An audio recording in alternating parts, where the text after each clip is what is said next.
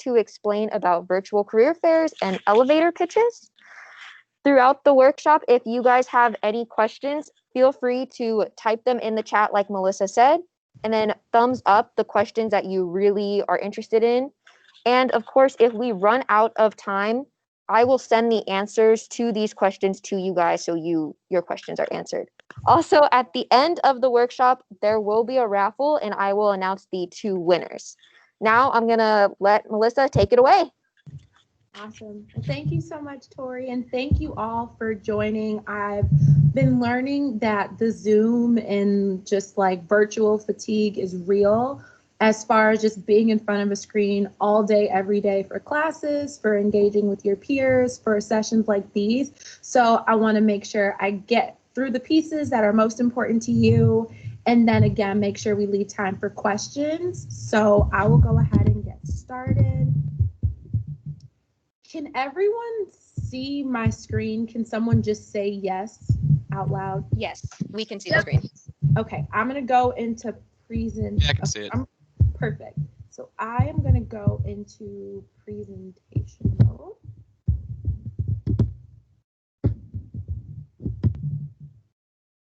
Okay, and you can still see it. Is it full screen now? Yes.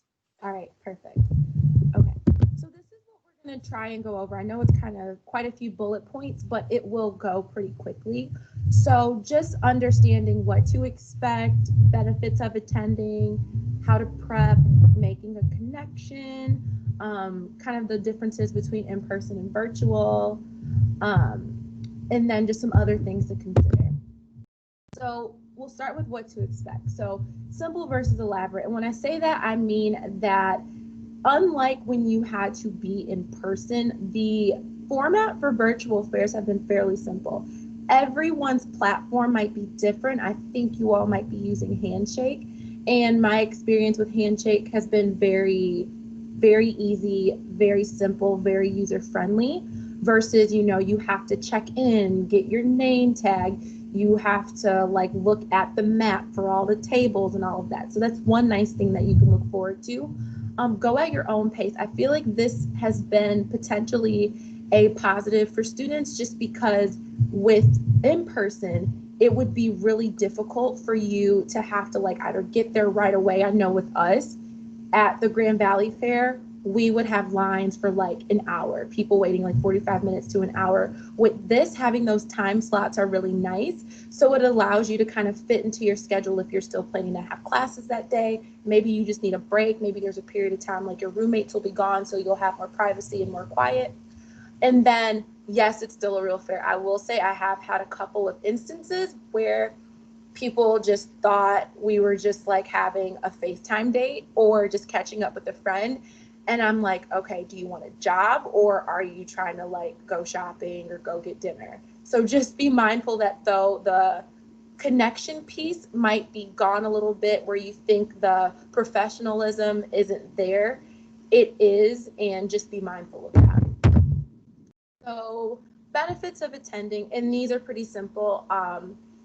Being able to connect with employers and job or opportunities and or networking, just knowing like you don't have to worry about the walking, you don't have to worry about the commuting or location.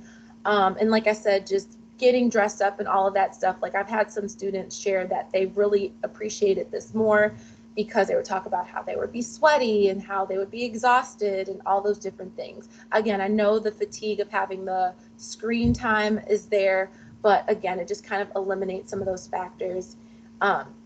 It also is nice because you don't have as many distractions as far as like, I remember I'd be talking to someone in person and then 3 other colleagues of mine are to the left of me talking. And then you have other tables and other people and it would just be a lot of noise and really loud. So it just allows you to focus on things a little bit more. And it gives you an opportunity to kind of network yourself a little bit better because you are focused.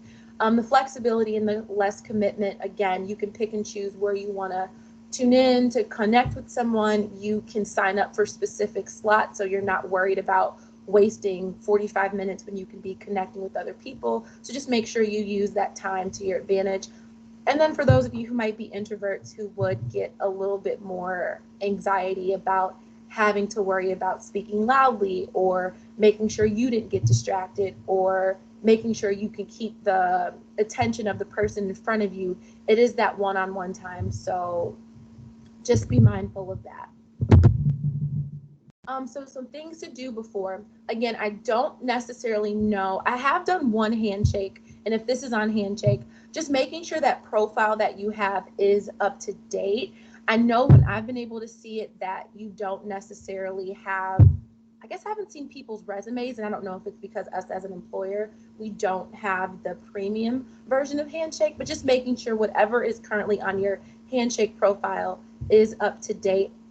As far as getting familiar with the platform, just if you can go in a few minutes before, making sure you understand how to connect and start your video chats on time, and making sure your laptop is compatible and that the volume is working well, that the bandwidth is there, so maybe you can avoid any sort of static or misconnection is really good. Making sure too the space around you is wherever you're going to be like sitting for the time of the fair, making sure you either blur out your screen or your background, I should say, making sure things are clean.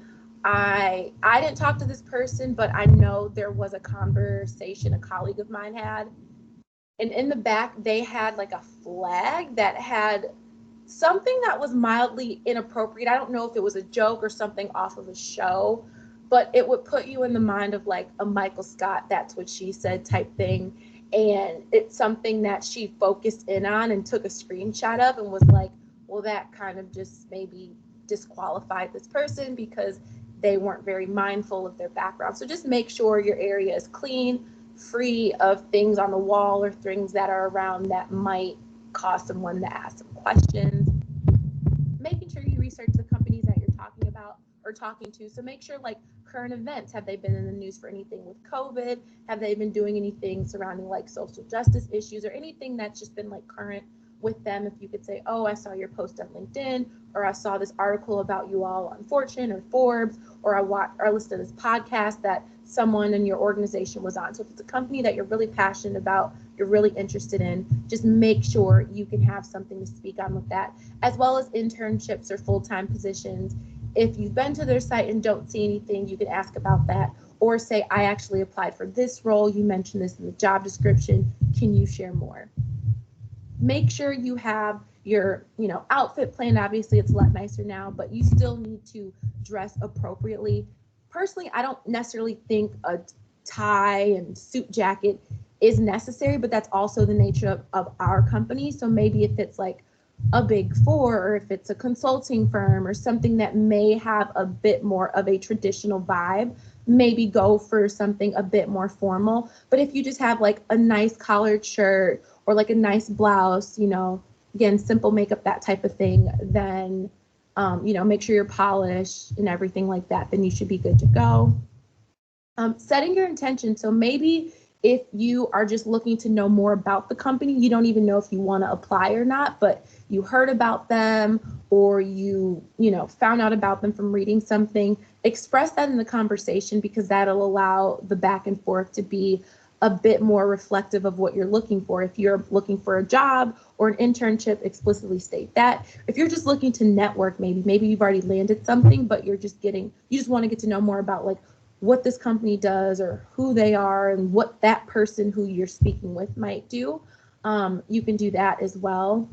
And then just having your elevator pitch and everything ready to go. I would say if you could have a little window where you could just copy and paste what you would typically verbalize and have it off to the side, or even if you have it on a sheet of paper and you can maybe like, if it's easier for you to write it down and like tape it to the top of your laptop so it's kind of like in view of your camera so you can just look at it there, that might be really helpful as well.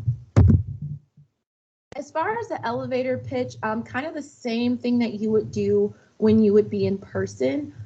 It's pretty much just your intro and giving someone kind of, if they had the ability, it's going to sound weird, but if they had the ability to kind of swipe right, swipe left, you would want this so they want to swipe right. It's simple. You don't want anything too elaborate. We say 30 to 45 seconds max, about 8 to 10 sentences in a sense.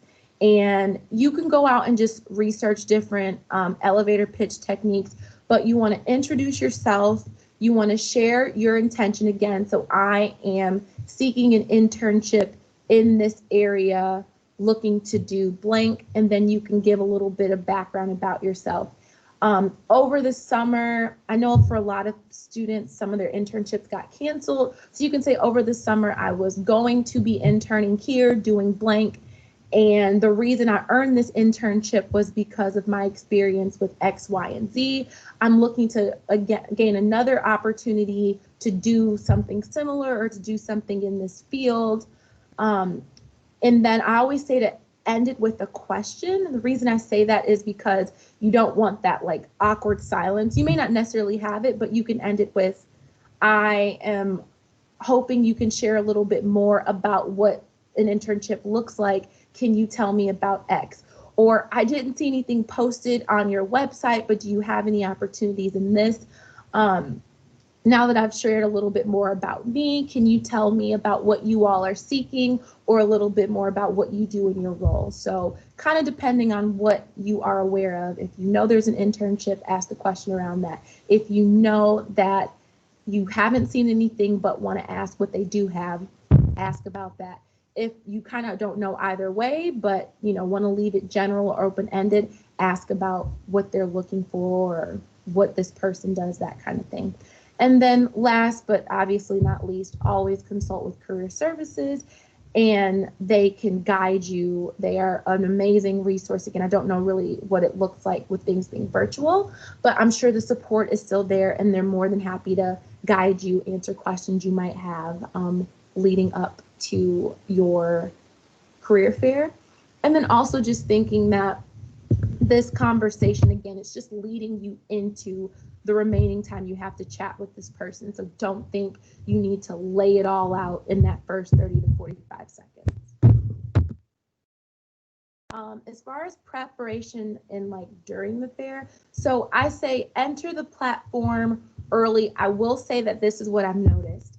The 15, I can't remember if it's 10 or 15 minutes that you have in handshake,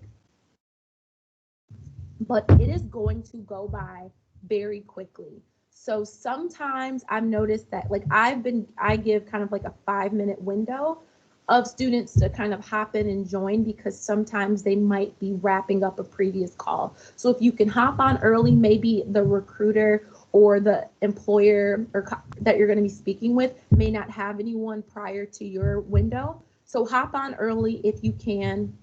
And if not, I haven't seen in Handshake where you can send a note to the person ahead of time, like, hey, I'm running a few minutes late. Maybe that's something you all can confirm. But if you are, I think all the employers are going to give you some grace with that, because we know the time window is short. Make sure you know your schedule for that day. So like who you're speaking with, and kind of maybe, again, just writing or typing it out like, okay, I applied to this job with Steelcase, or I didn't see any opportunities, but I want to ask maybe like Plant Moran about this. So just making sure you have that list, so that way you know the conversations and like your expectations with them. Make sure you have any sort of distractions around you, kind of like off. So phones, alarms. I know there's some things you may not be able to avoid. Like sometimes they'll be doing like lawn care treatment, like where I live, and I'm like, oh my gosh, I'm sorry, there's like a huge mower going on. So some things might be out of your control, which we understand, but the best that you can to avoid the distractions, I would definitely recommend. As far as when you end the conversation, so just be mindful of the time window, and maybe in that last minute or two, just say like, I know we're, running short on time. What are next steps, or, what can I expect moving forward? I think that's really important as well. Having a warm-up chat. So if there's a company that maybe you have a couple open slots and there's companies that still have slots, go ahead and you can do this ahead of time too. Go ahead and sign up. Maybe you have no idea who they are, but maybe this is your first virtual fair and you want to make sure you've got the flow. Sign up for a couple companies, and when you chat with them, you can just say oh, I'm not too familiar with your organization. I would love to learn more, that kind of thing.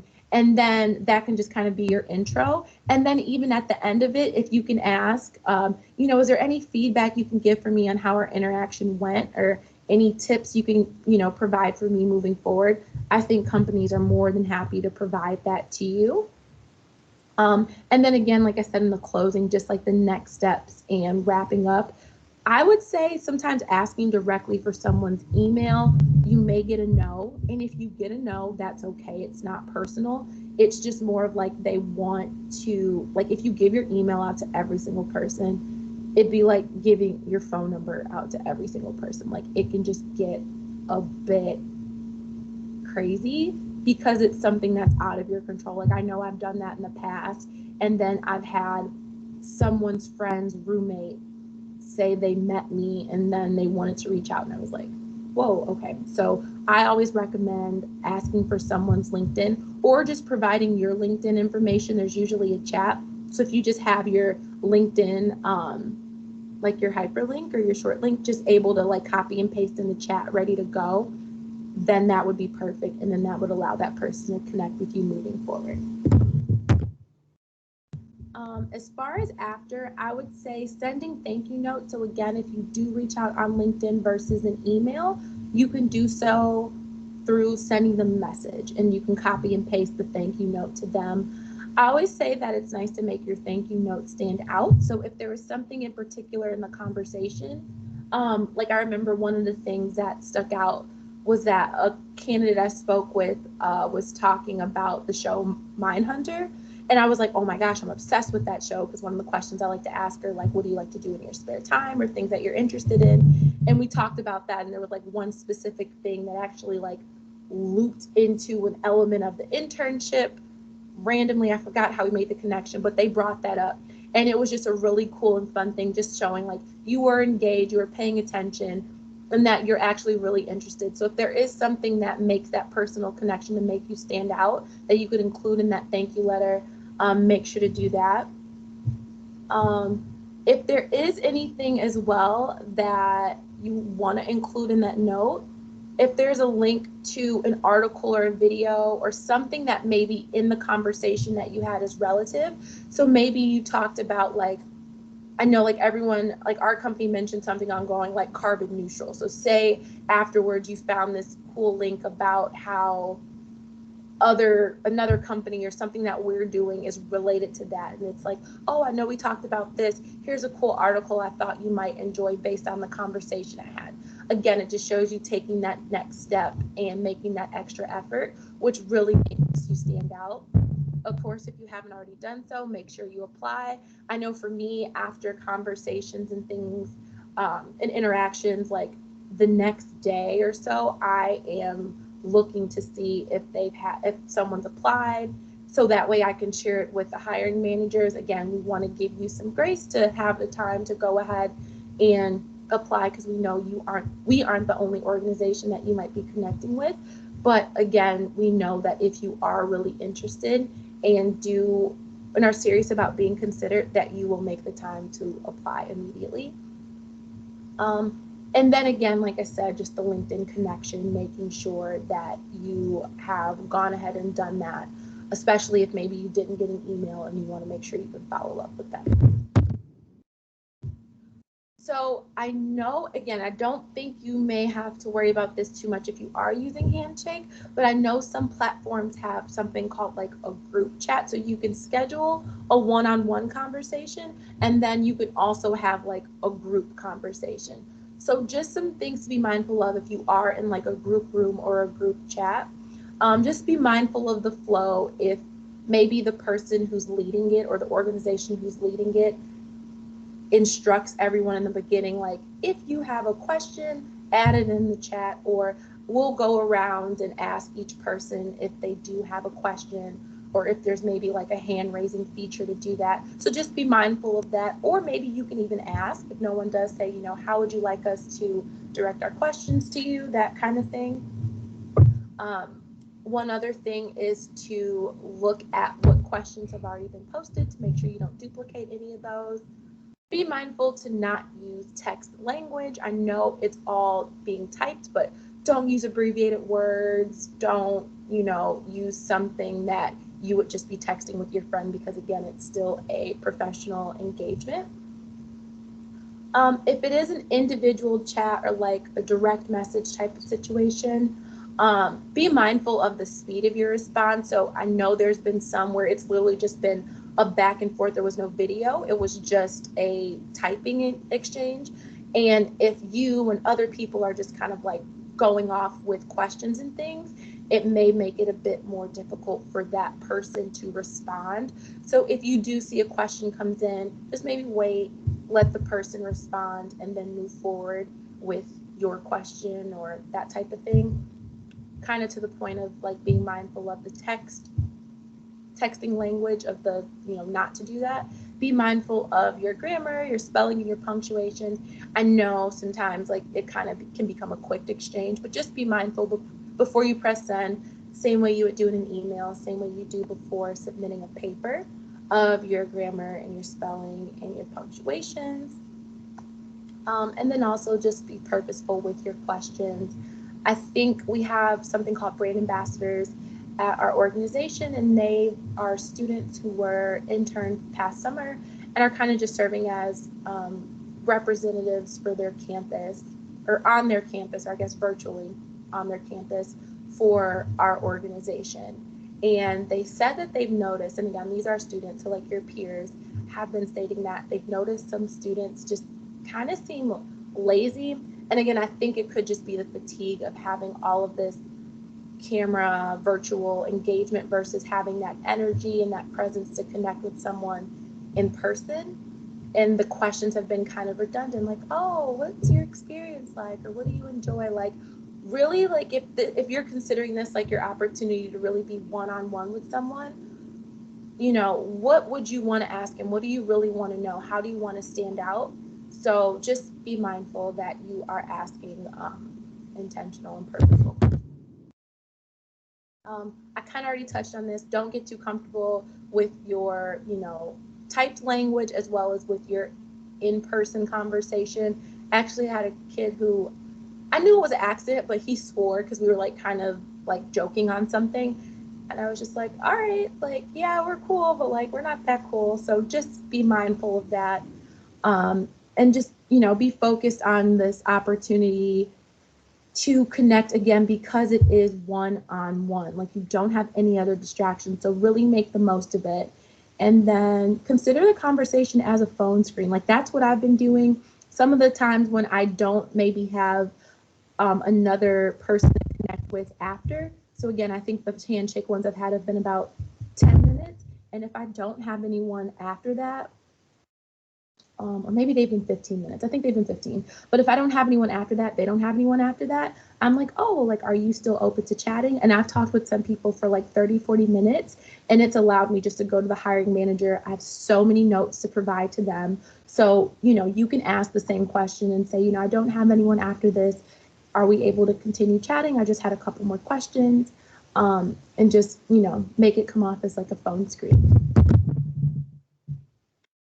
If you are in an area that might be like engineering or design or somewhere or some sort of project, or maybe you're in writing and you have a couple writing examples, have a portfolio or an example of projects. And again, in your chat, if you can, I don't know if Handshake, if you can like link, like upload or like upload a link or something as far as like a PDF, or if you have something online and you can hyperlink it, have that ready, because that's a really awesome way to show your work. Because I remember in person, people would have a portfolio and stuff like that.